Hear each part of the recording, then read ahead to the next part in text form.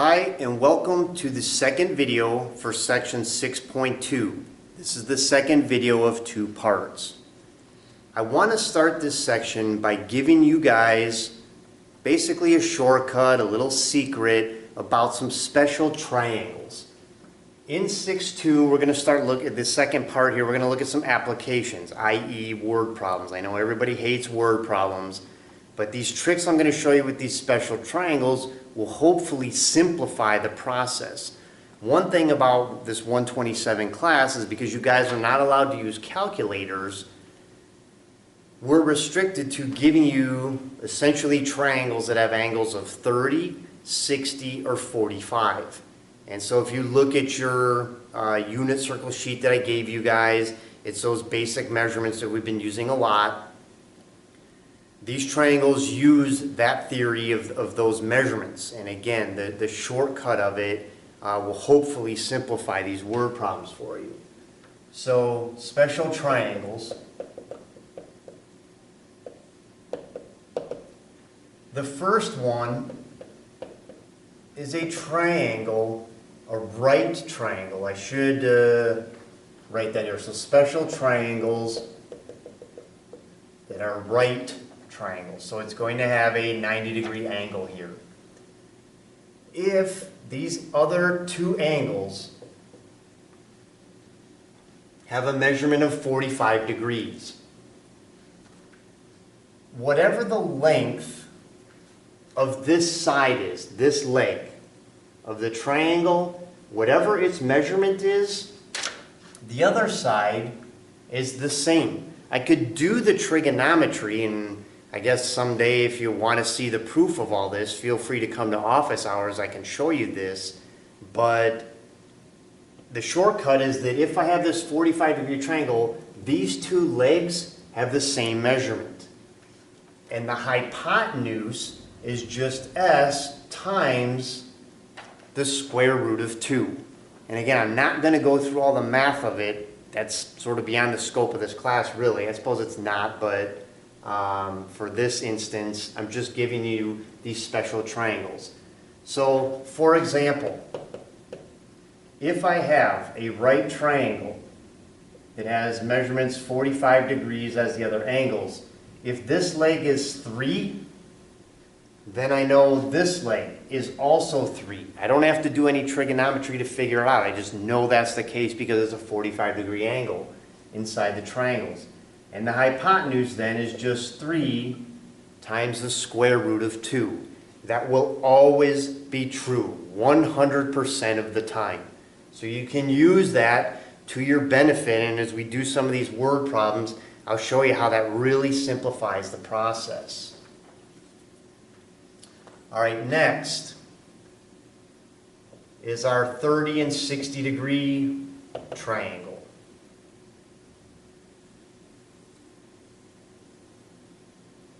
So again, if I have a right triangle,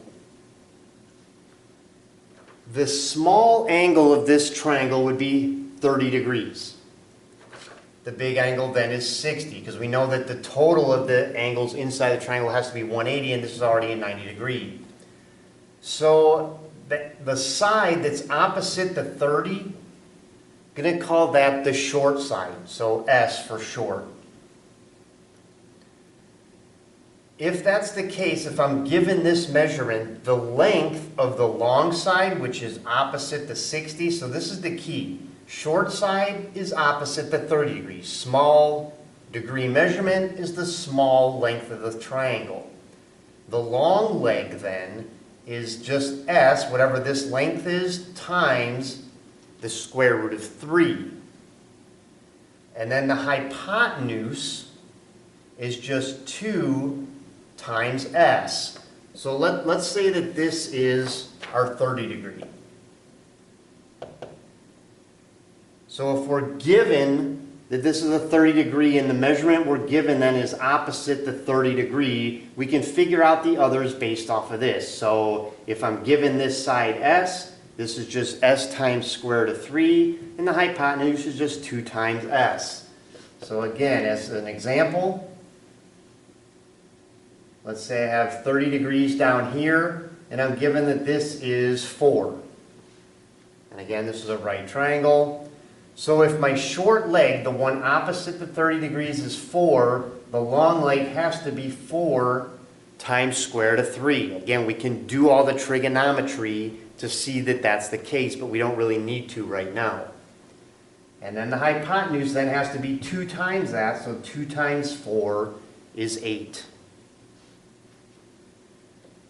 And lastly, 60 degrees.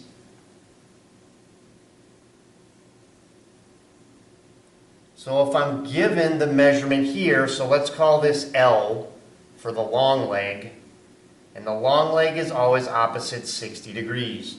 Short leg is always opposite to 30.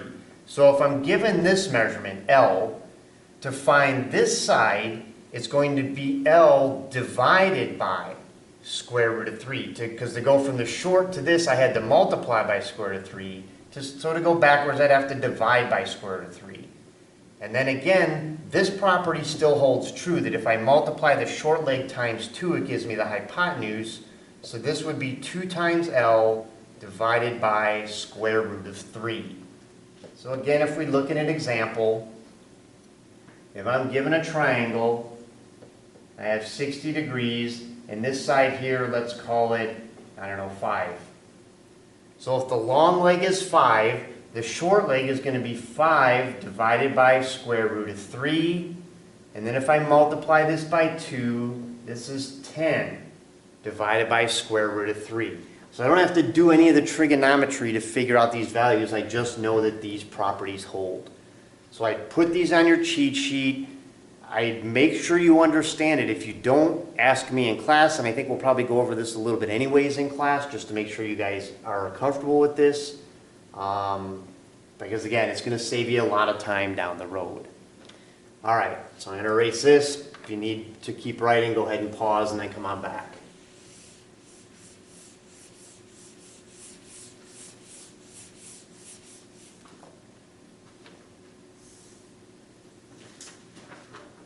All right, so let's look at an example here. So let's say we want to solve the following triangle.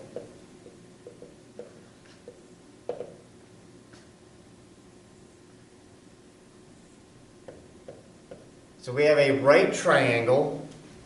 We're given that this angle here is 30 degrees. And then we're told that the hypotenuse is 12. That's all we're told. If we want to do this using trigonometry, so we'll do this first using the trig, and you'll see how it'll work out with the shortcut of what we came up with. So let's do the shortcut method first, because if the shortcut method works, then once we do the trig, we should end up with the same values. So the 30, the opposite side of 30 is always my short leg. I'm given the hypotenuse. And what do I know about a 30-degree triangle? Well, the short leg is half of the hypotenuse. So if this is 12, this would have to be 6. So actually I'm going to write these in red, because this is our shortcut method, and once we do the work, we'll see if it actually comes out to be true. So that has to be 6 according to the shortcut method. And then the long leg is the short leg, 6 times square root of 3. So I'm writing in red that, all right, I'm just going to do George's shortcut method. This should be the answer. Well, what if we do it via trigonometry? So I don't have these red sides yet, so let's call this side A. Well, using trig, I know that sine of 30 is opposite over hypotenuse. So sine of 30 is equal to opposite, which is A, over hypotenuse, which is 12. So I need to do algebra to solve for A. So A is equal to 12 times sine of 30. And sine of 30 is what? If you look at your blue sheet, if you use your Pinterest, whatever method you need to do, you'll see that this is equal to 1/2. So we have 12 times 1/2 is equal to A. So that means that A is equal to 6. All right, well that's good. So the shortcut method at least worked for there. Now how about this side? Let's call it B. So we're given that this is 30. So we can do cosine of 30 is adjacent, which is b, over hypotenuse, which is 12. So again, doing the algebra, we get b is equal to 12 times cosine of 30. Cosine of 30 is square root of 3 over 2.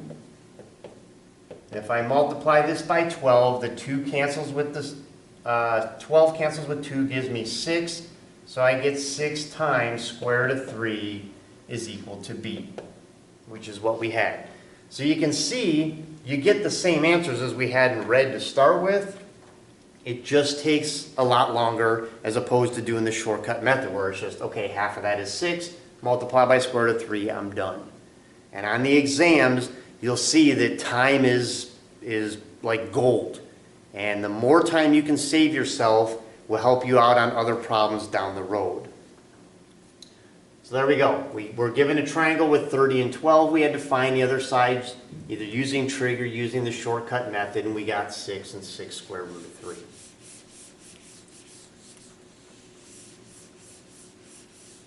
The next kind of problem we're going to do has to do with angle of elevation and angle of depression. And I can tell you now that these problems give people a lot of trouble. Recognizing what the definition is, the elevation, depression, that seems to be the real difficulty. So try to explain it here, and hopefully if it doesn't make sense, you can watch the video again, and you know, maybe we'll get it to work out here this time. So let's say we have this person standing on top of a building. And flying overhead is an airplane, and down here on the ground is their friend coming to see them in the building. So if from this person we go straight across, this is known as the horizon. So straight out from the person is the horizon. Angle of elevation, people seem to grasp. That kind of just makes sense. So you're standing there and you're looking up, so it's elevation, elevated, going up. So from this person up to this airplane, from this dotted line, this is known as the angle of elevation. That angle in there, from the blue up to the airplane, that the angle they're looking at, that would be considered the angle of elevation. Now if they change their line of eyesight and they're standing on top of the building and they're looking down at their friend, this would be the angle of depression.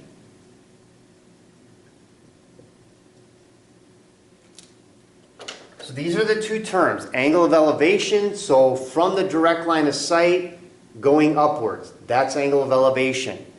Angle of depression, think depressed, down, so from the horizon line looking down, that's our angle of depression.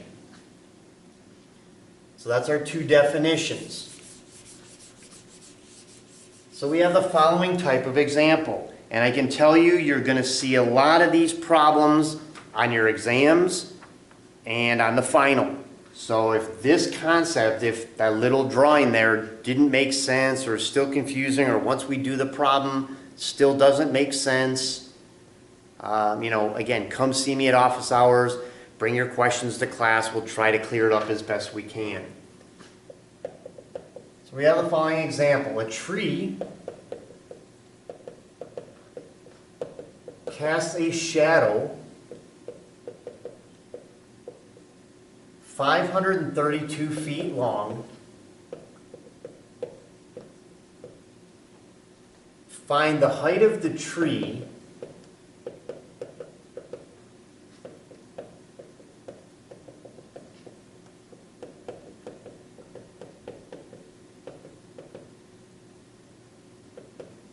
if the angle of elevation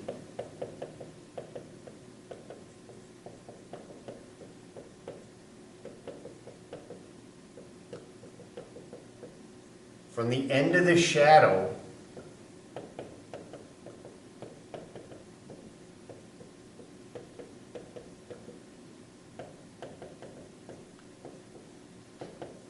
is 25.7 degrees. So we've been talking a lot about radians. This problem is given to us in degrees. So when you're working this problem on your calculator, make sure you switch your calculator back to the degree calculations. If it's still in radian mode. If it's still in radian mode and you try to do this problem, you're going to end up with the wrong answer. Make sure you have it in degrees.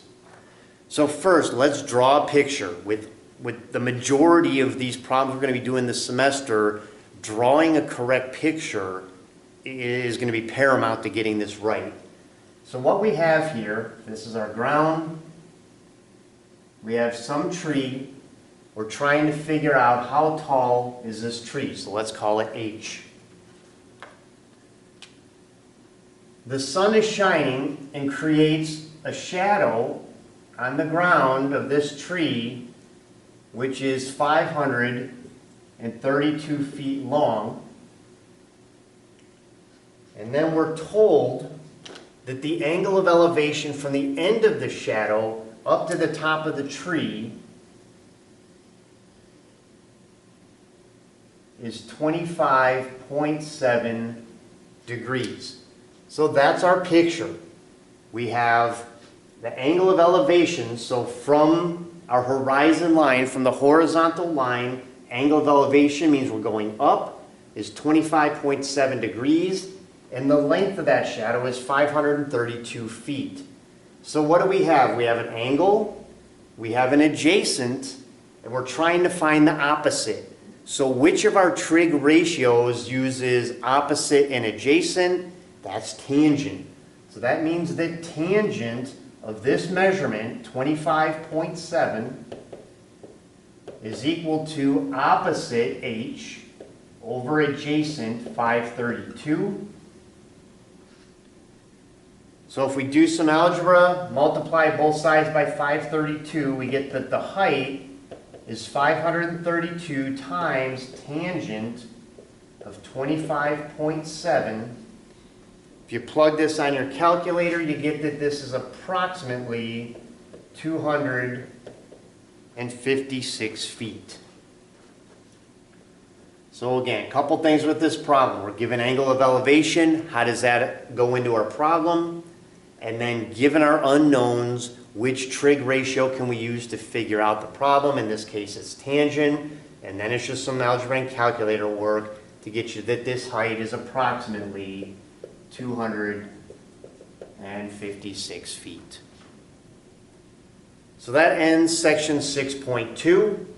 Work some of these examples. If you have your questions, bring them to class, and we'll try to clear anything up.